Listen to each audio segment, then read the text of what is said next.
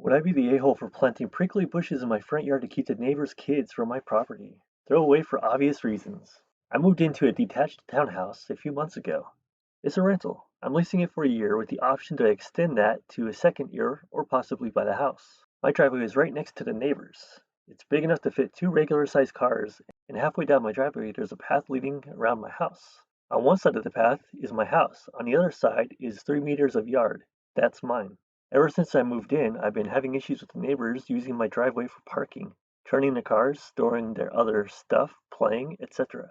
Asking them to stop using it and keep their items on their own property has not worked. So I've placed a few large plants, installed a camera, and a no trespassing sign, and that helped a bit. At least the cars are gone. The last few weeks with the stay home advice, I've been working from home, but the neighbors' kids are making that really hard. They're about 5 and 7, boys, and they keep ringing my doorbell multiple times a day to ask if they can play with my dog, if I want to play with them, or anything else they can think of. I asked them to stop so I can work, which of course didn't work, so I asked their parents, and was told boys will be boys, and they weren't going to do anything about it. Sad face. To keep my sanity intact, I removed the battery from my doorbell, but now they keep running around in my front yard, on the path around the house, banging on the windows, banging on my doors, and actually tried to open the gate to my backyard this morning. I once again asked them to stop, telling them that they will not be able to play with the dog anymore if they kept this up, and they left, sending over their dad.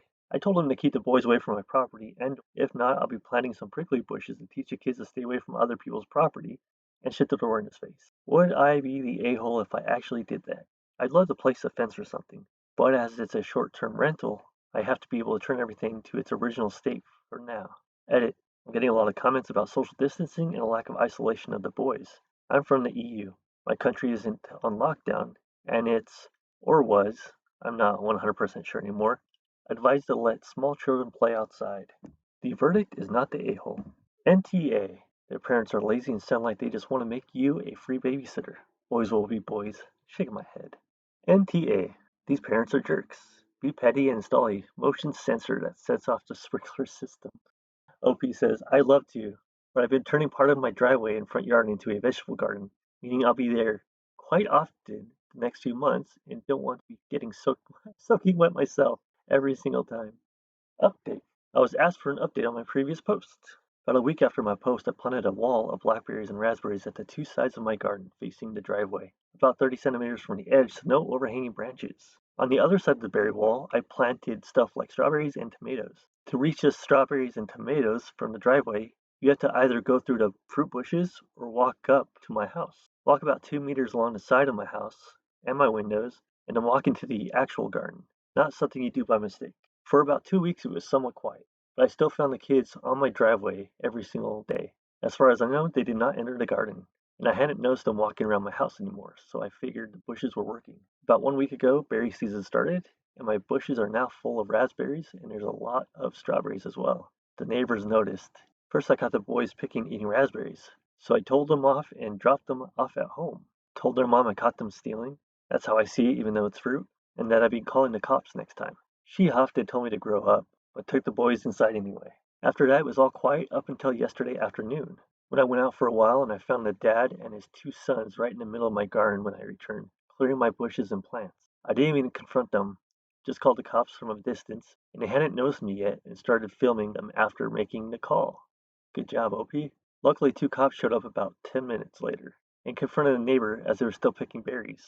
They told him they were trespassing and that the berry picking was in fact considered stealing and that I could press charges. For the first time, I noticed a bit of fear in my neighbor. He was having trouble finding his words and kept looking back at his house, I guess hoping his wife would show and yell at the cops. They all went inside with the cops, so I just went home as well. After a while, the cops came by and asked if I wanted to press charges. I asked them if they felt like they scared the neighbors enough to stay away. I got a small smile and yes about it, but the wife had just kept shouting at them and her husband about the little bee living next door. I told them no for now, asking them if I'd be allowed to get an extra camera set up on the wall between my garden and the road to cover the entire front garden and driveway. They said that's allowed as long as it's on my side of the wall. So now I'm getting an extra camera installed. One neighbor knows I'm done messing around, but his wife isn't there yet. And if I ever catch any of them again, the cops will be called and possible charges will follow. There's no comments.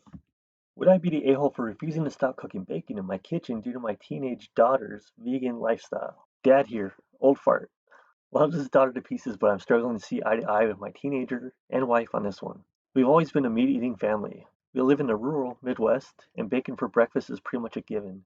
This year, my 14-year-old daughter decided to go vegan, and I jumped onto her support team with enthusiasm. We learned how to substitute ingredients, cook new things, try new things. I adjusted our budget to include more expensive vegan substitutes for her, etc. None of this has been a problem for me until recently. She saw me cook bacon in a pan, and then I rinsed it out to load in the dishwasher. She exploded in anger. Teen years. I'm not too fussed about the anger explosion. I know she didn't mean it, and said that was her pan for vegan food. I was completely floored and said, Kiddo, this here's a family pan, older than you. It's not your pan. She asked me to purchase her a pan that she can solely use for vegan food. I didn't want her to feel weird about food, so I said sure and ordered her a few colored ones that were only for her. The reason they're colored is so it helps me remember that I'm not to touch them unless I'm cooking vegan.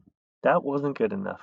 Now apparently the dishwasher is contaminated with animal product, and the fridge has bacon grease fingers on it because I eat bacon because I eat bacon and then touch the fridge. And she asked me and her mom to completely stop eating meat at home.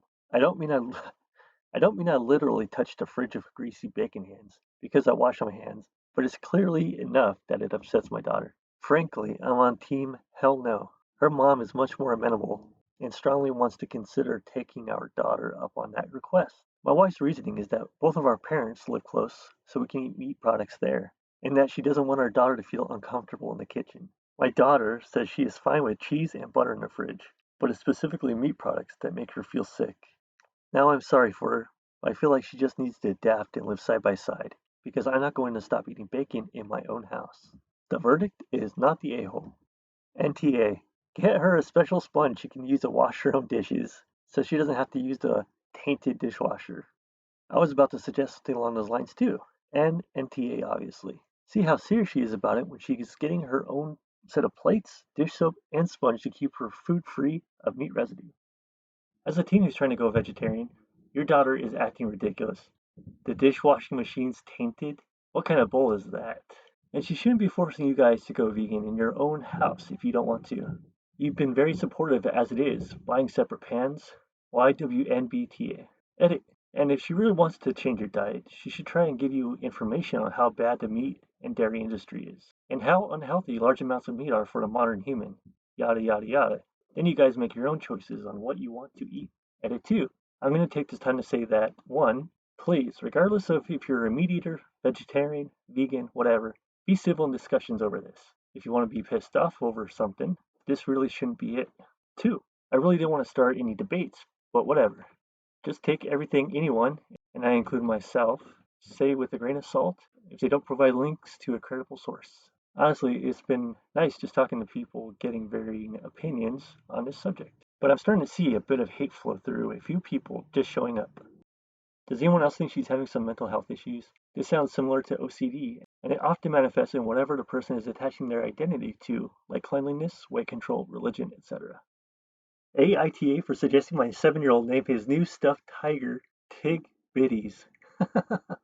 Pretty much the title. My son won a stuffed tiger at the fair last night, and he said he named him Tig. He asked me what his last name should be. I couldn't help myself and just instantly replied, Bitties.